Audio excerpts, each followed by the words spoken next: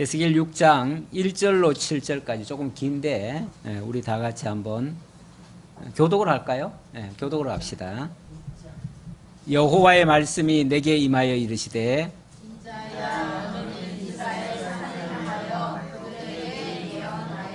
이르기를 이스라엘 산들아 주 여호와의 말씀을 들으라. 주 여호와께서 산과 언덕과 시내와 골짜기를 향하여 이와 같이 말씀하시기를 나 곧 내가 칼이 너희에게 임하게 하여 너희 산당을 멸하리니 너희 제단들이 황폐하고 그냥 제단들이 깨뜨려질 것이며 너희가 죽임을 당하여 너희 우상 앞에 엎드러지게 할 것이라. 이스라엘 자손의 시체를 그 우상 앞에 두며 너희 해골은 너희 제단 사방에 흩뜨리라. 내가 너희가 거주하는 모든 성이 사막이 되게 하며 산당을 황폐하게 하리니 이는 너희 제단이 깨어지고 황폐하여 너희 우상들이 깨어져 없어지며 너희 그냥 제단들이 찢기며 너희가 만든 것이 패하여지며 다 같이 또 너희가 죽임을 당하여 엎드러지게 하여 내가 여호와인 줄을 너희가 알게 하려 함이라. 아멘. 굉장히 안 좋은 이야기들을 쭉 하다가 마지막에 그렇게 하는 이유는 내가 여호와인 줄을 너희가 알게 하려 함이라. 이 한 가지 목적입니다. 하나님이 여호와이심을 알게 하려고 하나님은 미리 이렇게 될 것을 예고를 해주셨어요.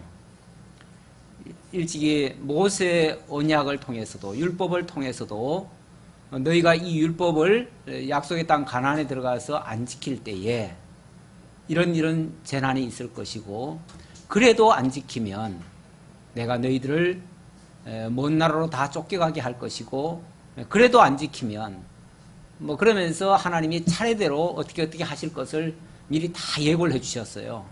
예고를 해주셔놓고 그리고 이제 때가 되면 이런 역사가 일어날 것이다.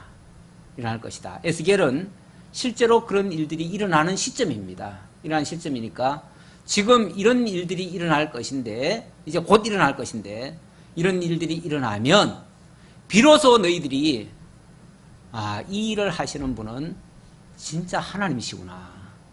진짜 하나님이시구나. 왜냐하면 사람들은요, 좋은 일이든 나쁜 일이든 미리 경고했던 내용들이 실제로 안 이루어지면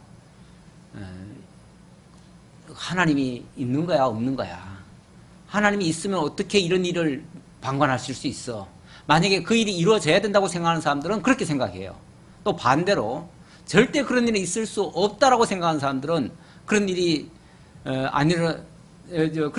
안 일어나기만 바라겠죠. 그러니까 어쨌든 그렇게 되어지면 하나님이 살아있다고 하는 증명이 안 돼요. 증명이.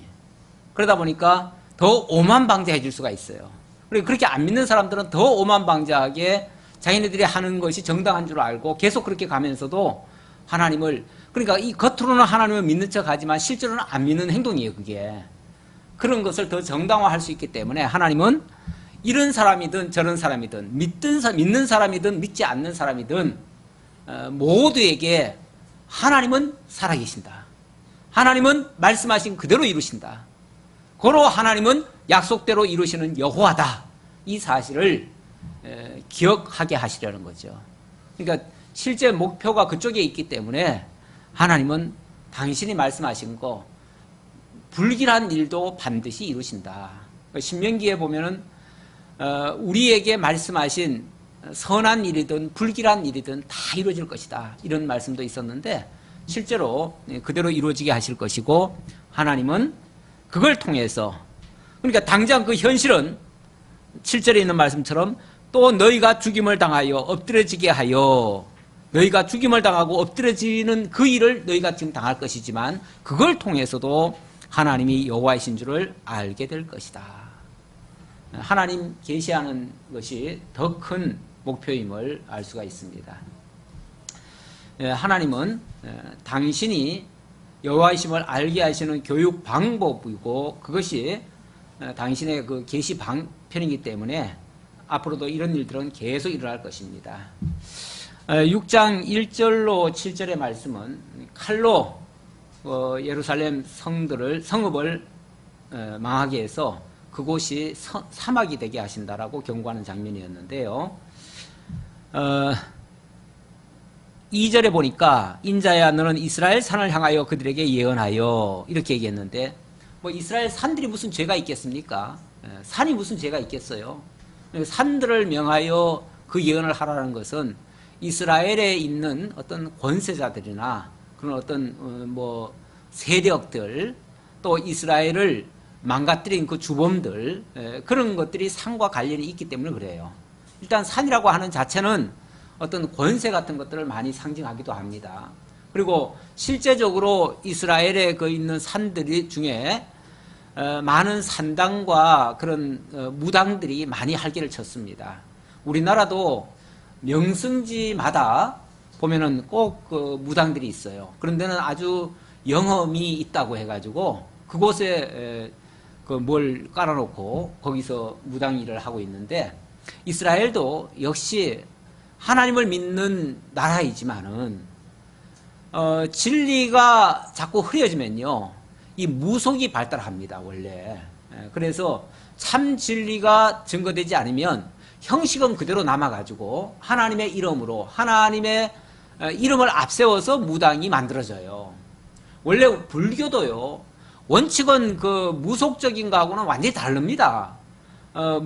무당도 아니 불교도 상당히 그 철학적인 종교예요.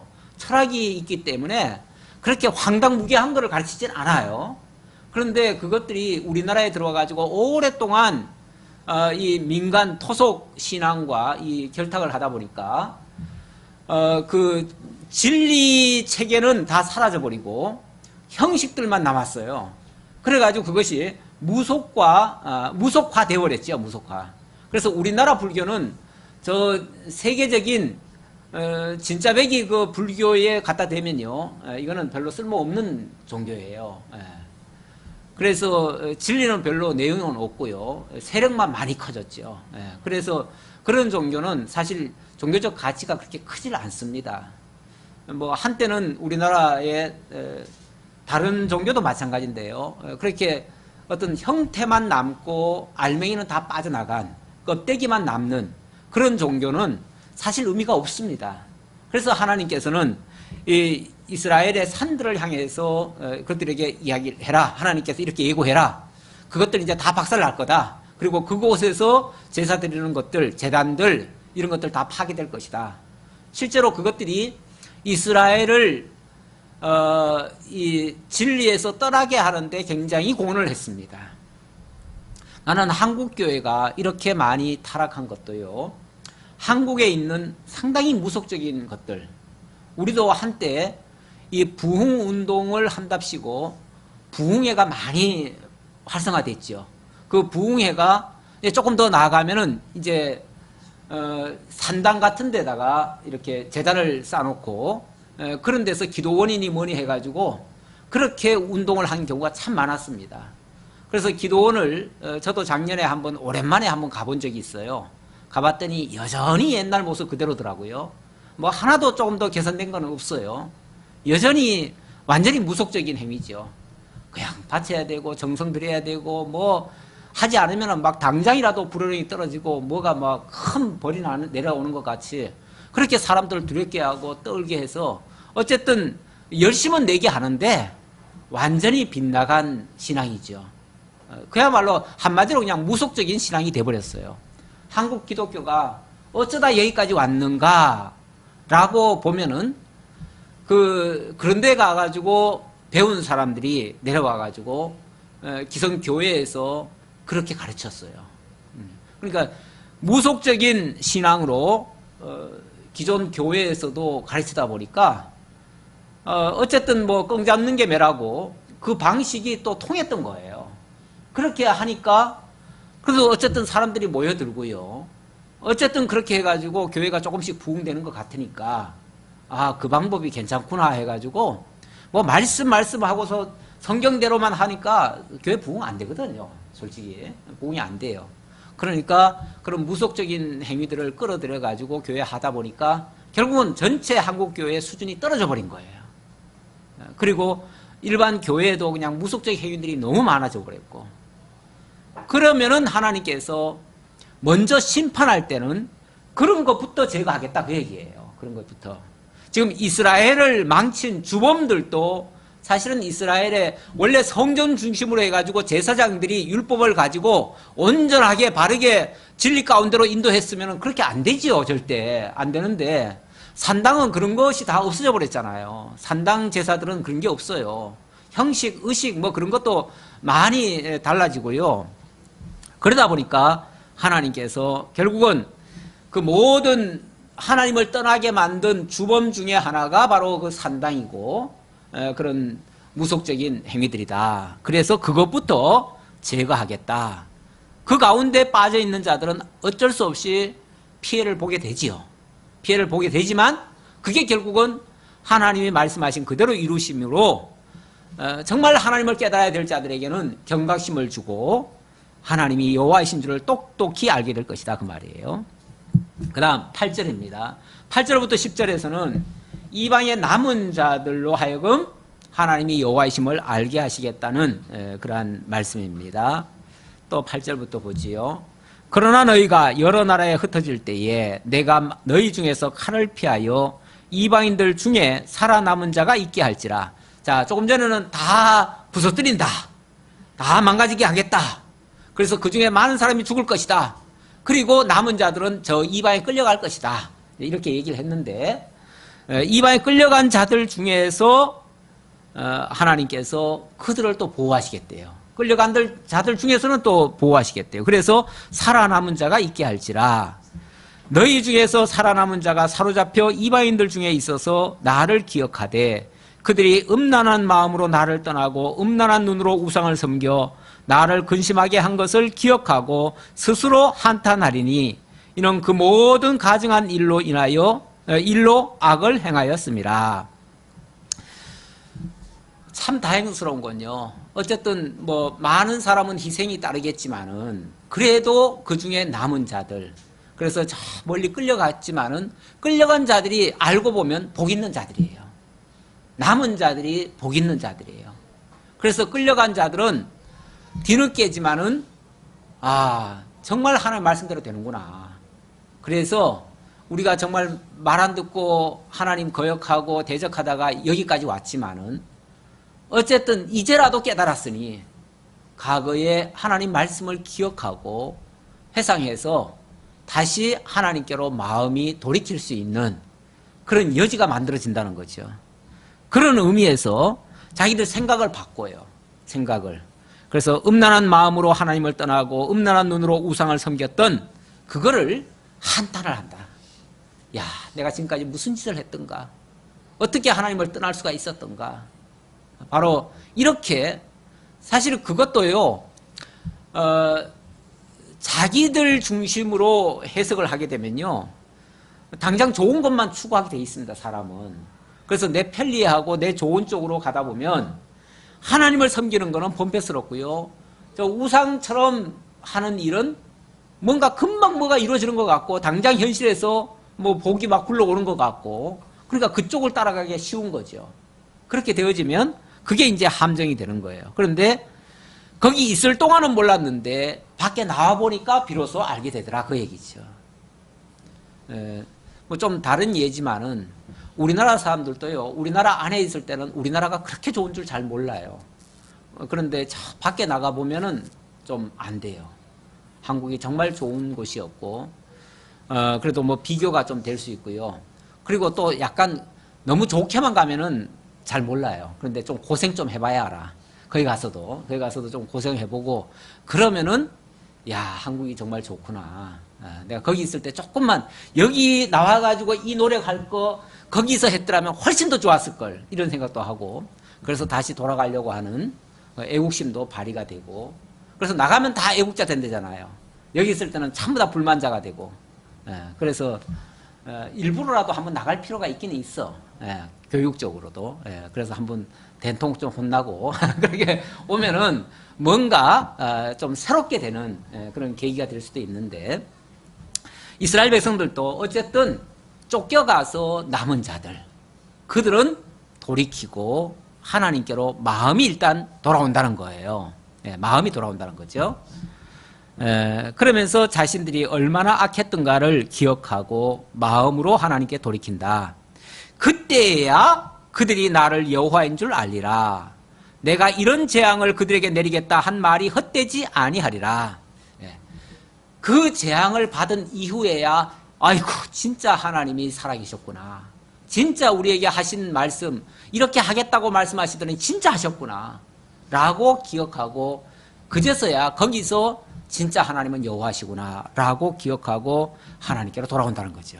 그렇게 되어지면 하나님이 그들에게 말씀하시고 말씀대로 그들을 망하게 한 일이 결코 헛되지 않다. 헛된 일이 아니었다. 잘못된 일이 아니었다. 사실 하나님이 하신 일 중에 뭐 헛된 일이 있겠어요?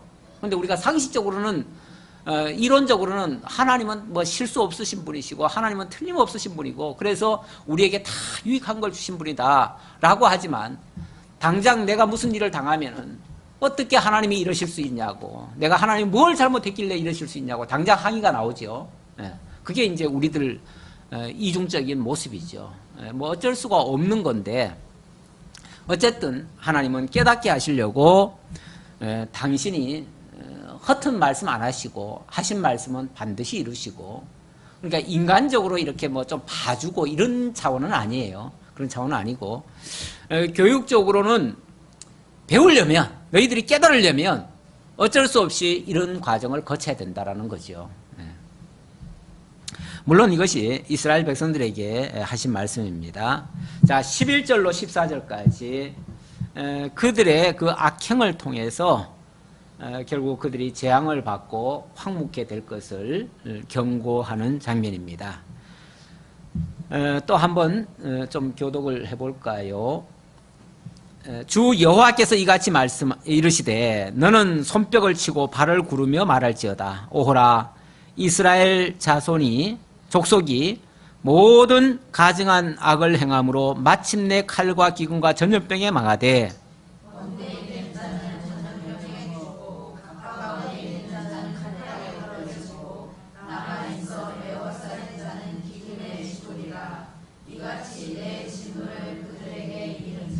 그 죽임당한 시체들이 그 우상들 사이에 제단 사방에 각 높은 고개 위에 모든 산 꼭대기에 모든 푸른 나무 아래에 무성한 상수리 나무 아래 곧 우상에게 분향하던 곳에 있으리니 내가 여호와인 줄을 너희가 알리라.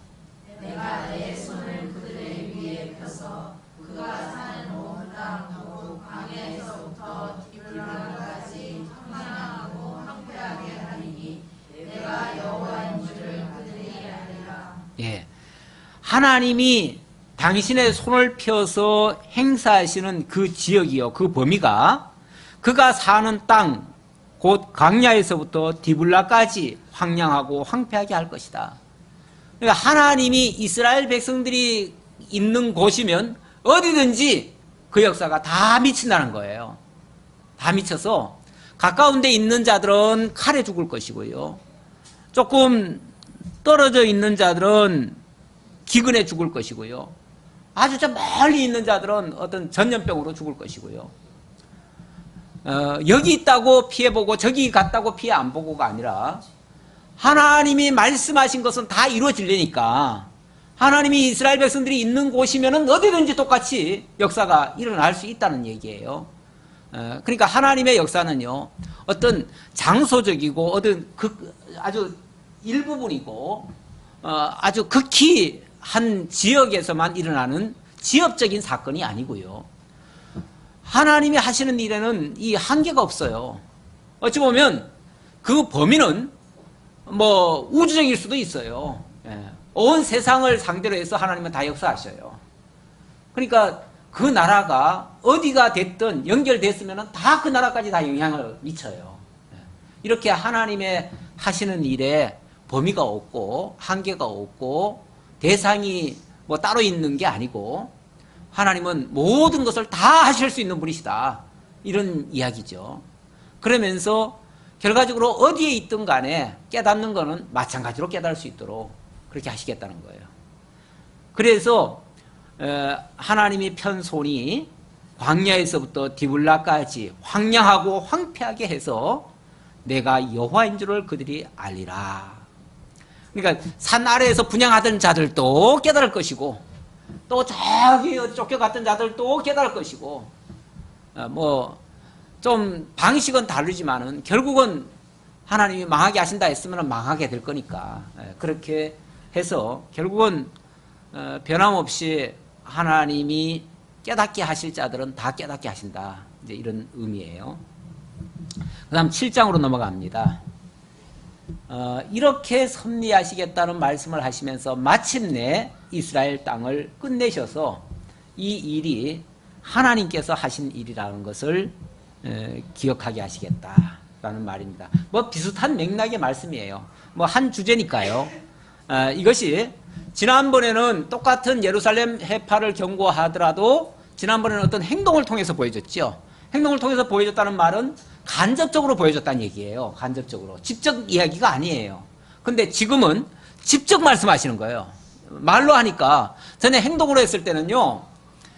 행동을 하는데 뭐 좀 이상한 행동을 하니까 너 왜 그런 행동하니? 하면은 이래서 그렇다라고 그 묻는 자들에게만 답해 주죠. 그러니까 실제로 그것을 아는 사람은 얼마 안 될 수 있어요. 그리고 그 확산력은 그렇게 크지 않을 수가 있어요. 그런데 지금은 말로 해주는 거예요. 말로.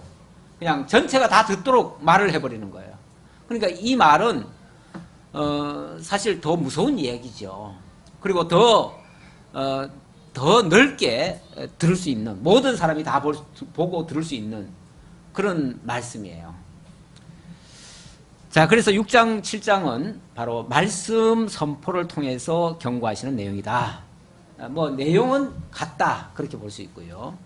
7장 1절로 또 4절까지 한번 교독해 봅시다. 또 여호와의 말씀이 내게 임하여 이르시되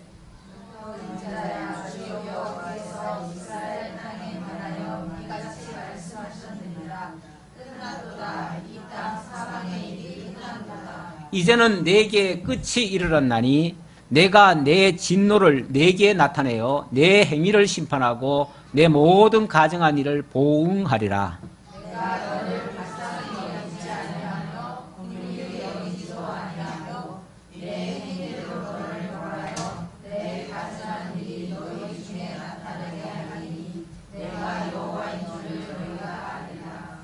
하나님이 당신이 여호와이심을 증거하려고 이 모든 역사를 하는데 이렇게 되면 내가 이렇게 할 것이다 라고 말을 했는데 이렇게 뭐 사정 봐가지고 아이고 저놈들이 저렇게 망하면 어떡해 하고서 만약에 마음을 돌이키면 그럼 뭐가 되죠?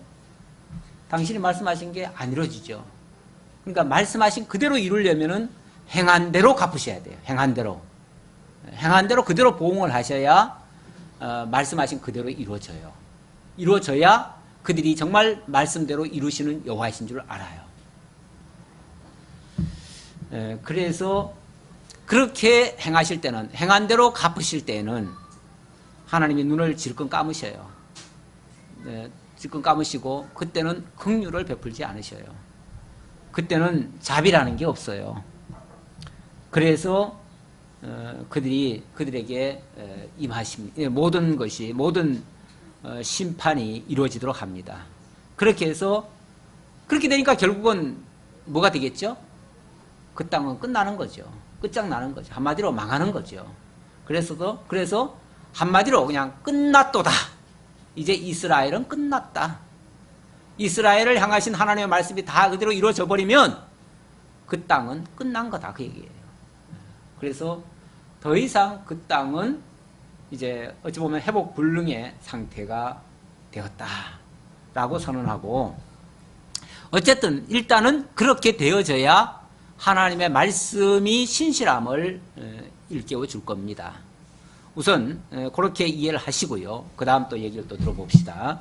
5절로부터 9절까지 예고한 재앙이 이루어지는 섭리를 통해서 여호와의 공의를 알게 하신다. 왜 이렇게 끝나게 하시고 왜 이렇게 행한 대로 갚으시는가? 그게 하나님의 공의를 보이시는 장면이다, 그 얘기예요. 하나님은 공의로우신 분이심을 알게 하시려고 그런다. 또 교독을 좀 해보지요. 주 여호와께서 이같이 이르시되 재앙이로다, 비상한 재앙이로다. 볼지어다 그것이 왔도다.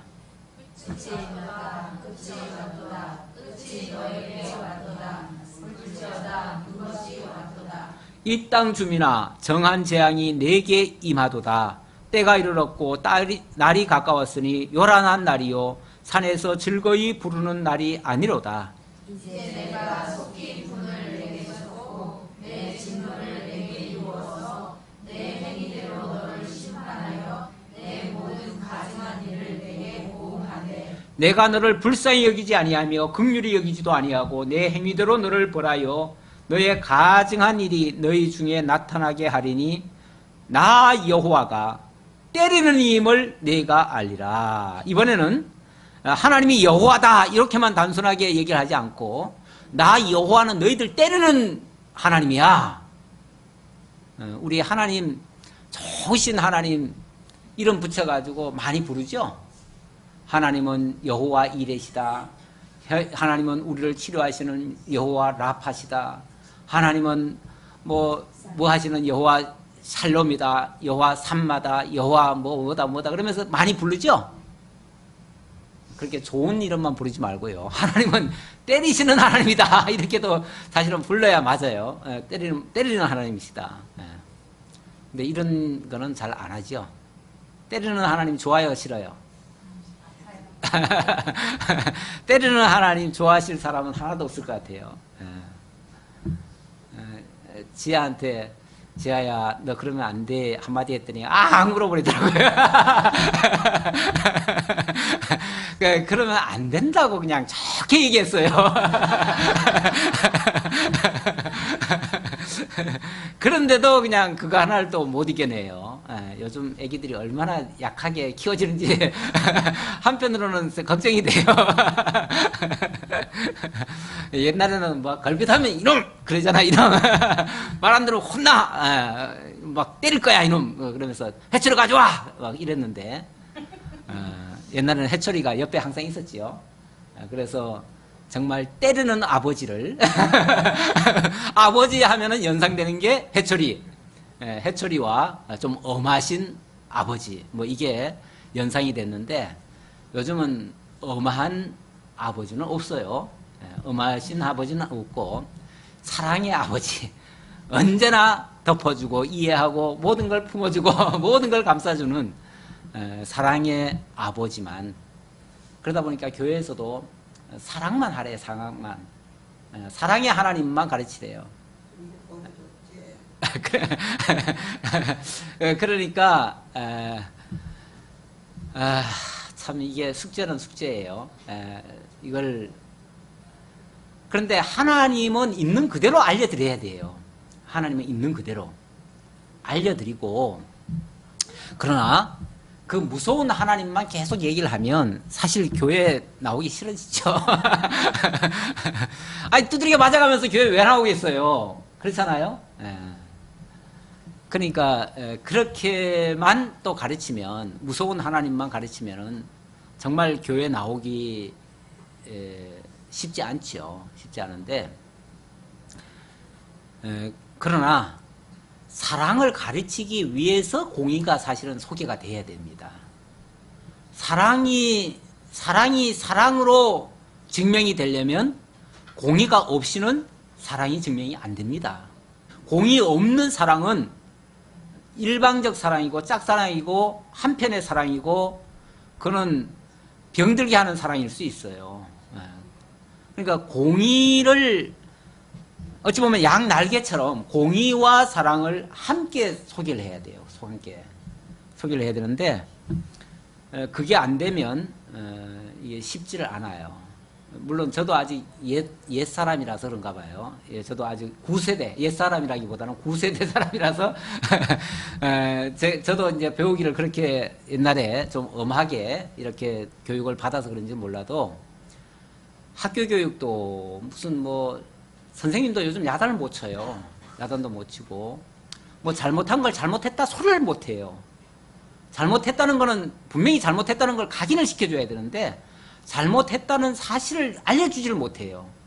이거는 사실 교육에 상당히 문제가 있다고 봅니다. 그렇다고 체벌을 하라는 얘기는 아니에요. 체벌이 절대 능사는 아니에요.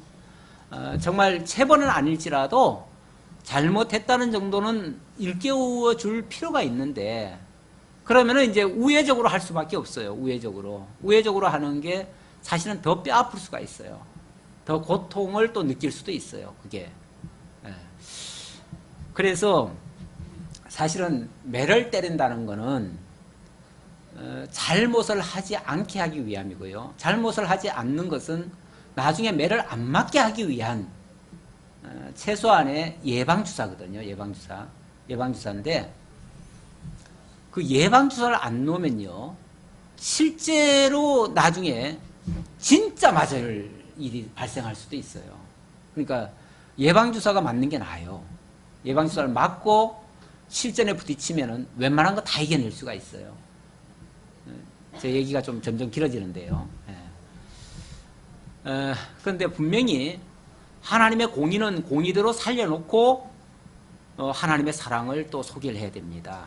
그거는 분명한 거예요. 분명한 건데, 우리 교회에서 지금 공의의 하나님, 여호와 하면은 공의의 하나님이라고 두려워가지고, 아유, 막 어떤, 전에 이제 제가 예를 드린 적이 있잖아요. 어떤 성도님이 서울에서 복음적인 교회에 다니시다가, 자칭 그래요.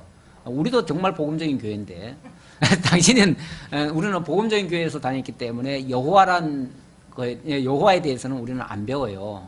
뭐 때문에 사랑의 하나님, 그리스도를 전하지, 왜, 무서운 하나님, 공의의 하나님을 전하냐 그러면서, 목사님, 여호와라는 말씀 좀 안 하시면 안 돼요. 그걸 구약 안 하시면 안 돼요. 그 말이죠. 구약 안 하시면. 그러면서 당신은 신약 성경만 배웠대요. 구약은 1년에 한 번, 말라기 때나 한 번 이제 특강으로 한번 하시고, 1년 내내 안 하신대요. 말라기는 왜 해요? 그랬더니, 말라기는 그 11조가 있잖아요. 그러니까 11조는 우리가 해야 되니까 말라기 교육은 하고 그 외에는 여호와에 대해서 일체 안 한대요. 그런데 지금도 율법이라는 걸 하나님께서는 폐하신 게 아니고요, 굳게 세우신다고 했어요. 굳게 세우시는 이유는 율법이 굳게 세워져 있어야 사랑의 계명이 확연하게 우리에게 드러나는 거예요. 율법이 없으면요, 사랑의 계명도 의미가 없어요. 사랑도 제대로 이해를 못하는 거예요. 반쪽만 이해하는 거예요. 일방적으로 사랑하는 것만 사랑이라는 줄 알아요.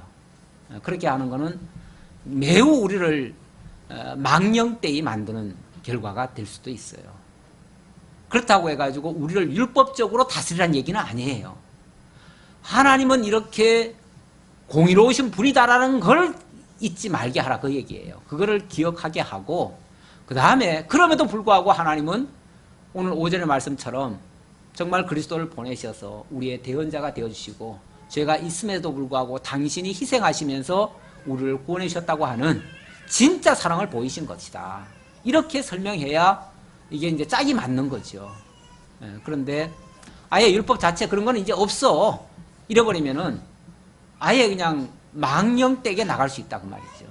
그렇지 않기 위해서도 설령 그것이 직접 우리한테 다이렉트로 정죄하고 심판하고 당장 진노하고 우리를 당장 망하게 하고 이런 건 아닐지라도 그 경계석 같은 거는 세워놔야 된다, 그 말이에요. 세워놔야 우리로 하여금 각성을 할 수 있다. 그걸 바라보면서 각성이라도 해야지. 각성도 안 하면 어떡하냐, 그 말이죠. 각성을 하고 율법에 비춰보면 우리는 죽을 죄인이야, 이 사실은 깨달아야지. 나는 이제 하나님의 자녀니까, 나는 의로운 자니까, 나는 어떤 일로 해도 괜찮아, 이렇게 나가면은 이거 구원파 되는 거예요.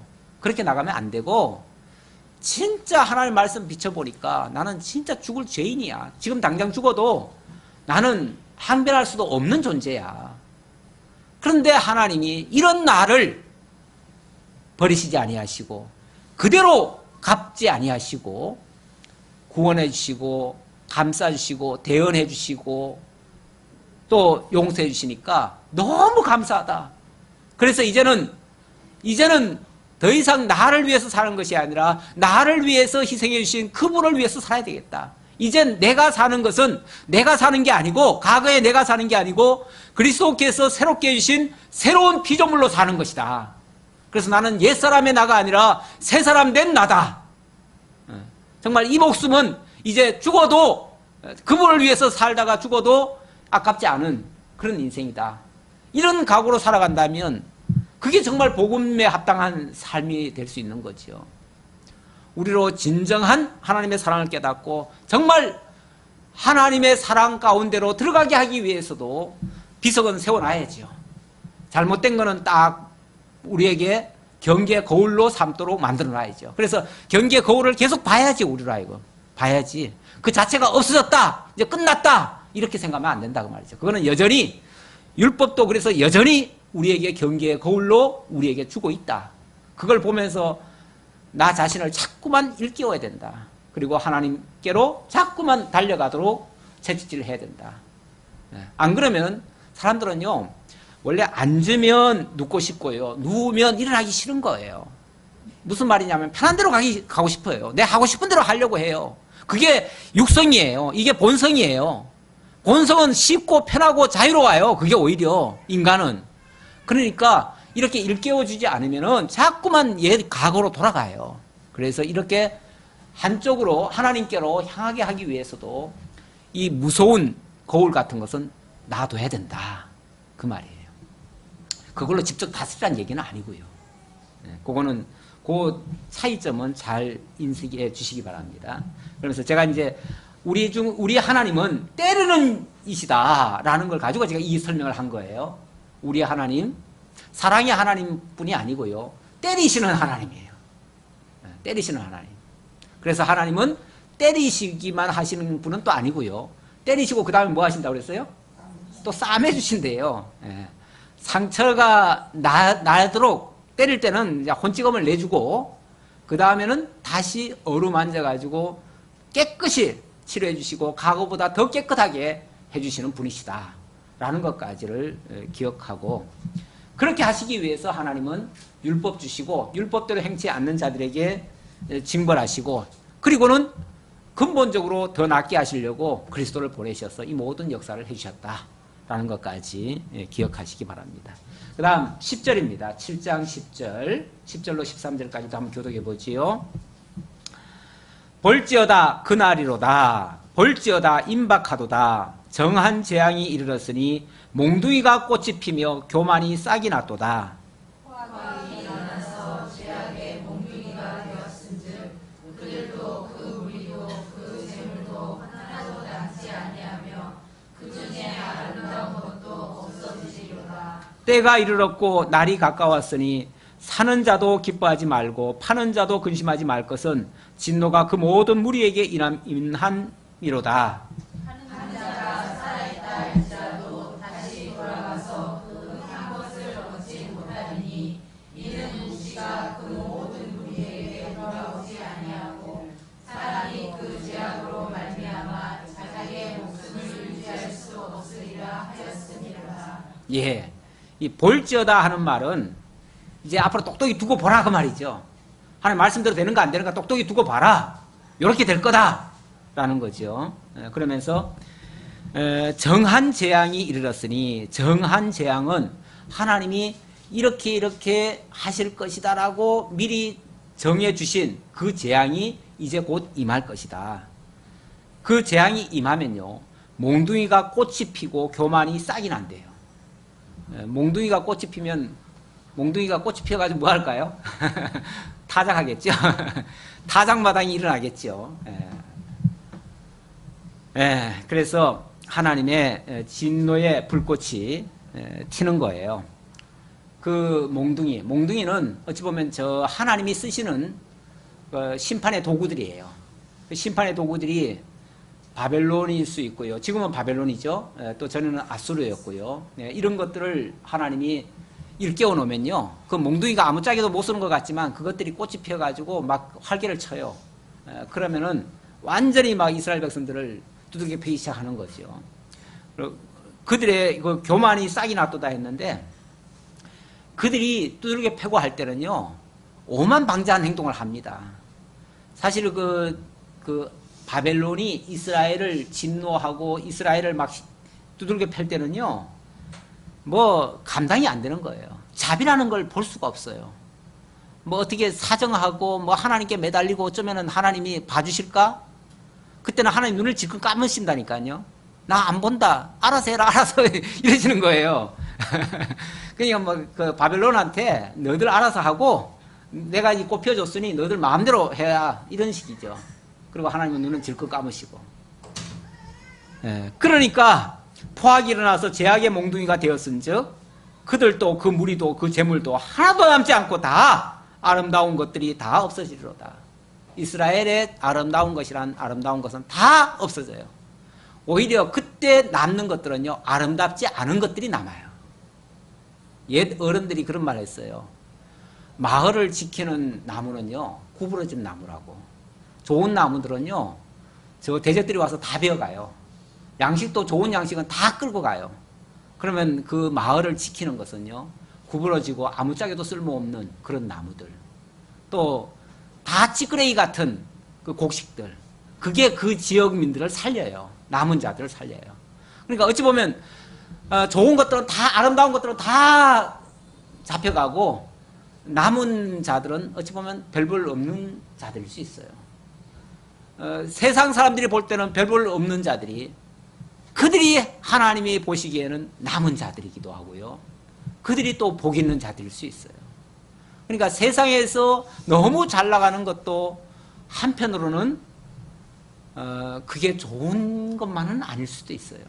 세상에 너무 잘 나가면 그 자체도 교만해져요. 그 자체도. 우리가 조금은 부족하고 내가 약하고 내가 참 모자람을 아는 사람은요 겸손하고 하나님 앞에서도 순종적으로 나오는데요, 내가 똑똑하고 내가 훌륭하면요 뭐 세상 부러울 게 아무것도 없어요. 다른 거 보이기를 다 우습게 보이고요, 심지어 하나님도 귀찮은 존재예요. 뭐 그렇게 간섭을 많이 하냐고 하나님이. 좋은 거 주려면 주고 말려면 말지 뭐 그렇게 말이 뭐 그렇게 뭐 자꾸 이렇게 저렇게 하시고 뭐 율법을 주셔가지고 우리를 얽어매냐고 이러면서 다 싫어해요. 잘난 자들은 하나님의 법이 다 싫어요. 제약받는 것도 싫고요, 간섭하는 것도 싫고요, 타치하는 것도 싫고요. 잘난 사람들은 다 제 잘난 맛을 살잖아요. 자기 멋대로 사는 걸 그런 식으로 표현하는 거죠. 그런 것들은 하나님께서 다 폐하시겠다. 그래서 그런 자들은 자기의 목숨을 유지할 수 없으리라. 끝에 그런 얘기했죠. 자기의 목숨을 유지할 수 없으리라. 그런 자들은 오히려 하나님의 심판의 대상이 될 수 있다라는 얘기고요. 오히려 부족한 자들이 하나님 앞에 남은 자로서 나중에 하나님의 구원의 역사에 동참하게 될 것이다 라는 것도 아울러서 볼 수 있는 말씀입니다. 자, 14절로 이렇게 하시는 여호와의 재앙은 아무도 피할 수 없다, 아무도 피할 수 없음을 경고하는 장면입니다. 또 교독해보죠. 그들이 나팔을 불어 온갖 것을 준비하였을지라도 전쟁에 나갈 사람이 없나니 이는 내 진노가 그 모든 무리에게 이르렀습니다.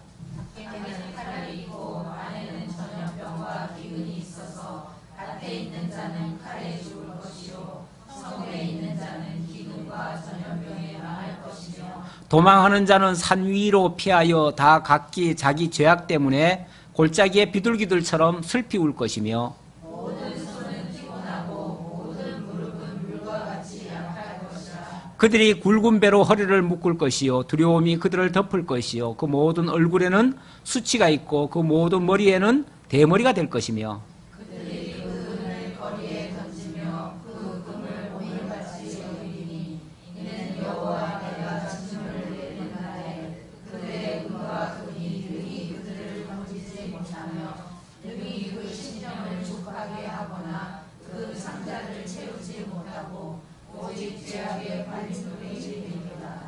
솔직히 나라 망하면요, 재산이 무슨 소용이 있고요, 양식이 무슨 소용이 있고요, 명예가 무슨 소용이 있어요. 오히려 그런 것들은요, 걸림돌이 돼요. 자기 생명을 보존하는 데 걸림돌이 돼요. 6.25 사변 나고 잘 나가시던 분들이 정말 그 참 형편없는 우리 집에 와가지고 목숨 살리고 가신 분들이 몇 명 됩니다. 그 당시 고관 대작들이에요. 고관 대작들이 북한에 그 사람들이 내려왔을 때 표적이 됐어요. 표적이 돼가지고 잡으러 왔는데 그들이 피할 때라고는 아주 아무도 접근 못할 첩서산중이라 해야 되거든요. 우리 집이 첩서산중이에요. 예, 정말 산을 2개 넘고 강을 건너야 올 수 있는 곳이에요. 그런 곳에 그 장성급들이 우리 집에 와가지고 숨어 지내다 갔어요. 그 전쟁 때나 위기 때는요, 잘난 사람들이 오히려 더 위험합니다. 명예 있던 사람들이 제일 먼저 타켓이 됩니다. 재산 많은 사람들 먼저 그 재산 빼앗기 위해서라도 그 사람들 죽이고 갑니다. 항상 그래요. 그래서 요한계시록에 보면 그 진노의 날에 너희들이 재물을 쌓았도다. 이거 잘못 쌓았다는 거죠.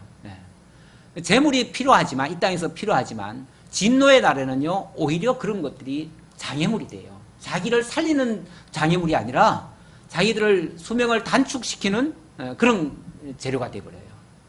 그래서 이런 것들 다 소용없다. 하나님의 심판이 이르게 되면 너희들에게도 그 잘나간 것들 다 소용없게 된다. 그런 얘기예요. 좀 더 보지요. 23절입니까? 20절입니까? 그들이 그 화려한 장식으로 말미암아 교만을 품었고 또 그것으로 가증한 우상과 미운 물건을 만들었은즉 내가 그것을 그들에게 오물이 되게 하여